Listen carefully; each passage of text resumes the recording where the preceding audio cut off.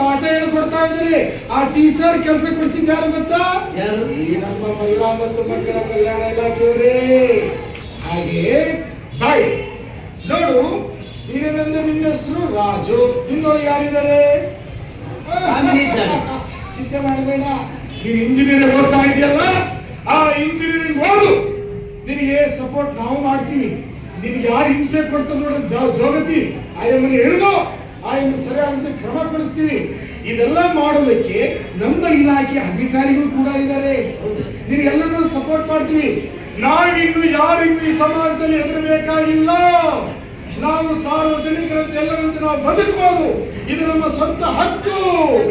ಏನು ಚಿಂತೆ ಮಾಡಬೇಡ, ನಮ್ಮ ಇಲಾಖೆ ಬಗ್ಗೆ ಮಾತಾಡು. ಅಮ್ಮ ನಮಸ್ಕಾರ ನಮಸ್ಕಾರ ನಮಸ್ಕಾರ. ಈ ತರ ನಾಟಕ ಆಡಿ ಜನರಿಗೆಲ್ಲ ನೀವು ಒಳ್ಳೆ ಜಾಗೃತಿನ ಮೂಡಿಸುವಂತ ನಮಗೆ ಇವೆಲ್ಲ ಹಣ ಕೊಟ್ಟು ಇಲಾಖೆಯಿಂದ ಕಾರ್ಯಕ್ರಮ ಮಾಡಿಸ್ತಾ ಇದ್ದಾರೆ. ನೋಡಪ್ಪ ರಾಜು, ನೀನೇನ್ ಚಿಂತೆ ಮಾಡ್ಬೇಡ.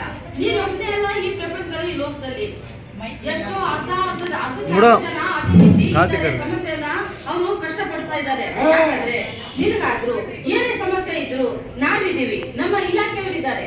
ಹೆದರ್ಕೋಬೇಡ. ನೀನು ಗಂಡನಾಗಿ ಬದುಕಬೇಕಾ? ಗಂಡು ಮಗನಾಗಿ ನಾನು ಬದುಕಬೇಕು ಎಂದಿದ್ದರೆ ನೀನು ಗಂಡು ಮಗನಾಗಿಯೇ ಬದುಕು. ಇಲ್ಲ, ಆಗೋದಿಲ್ಲ. ನಾನು ಹೆಂಗಸಾಗಿ, ನಾನು ಹೆಣ್ಮಗಳಾಗಿ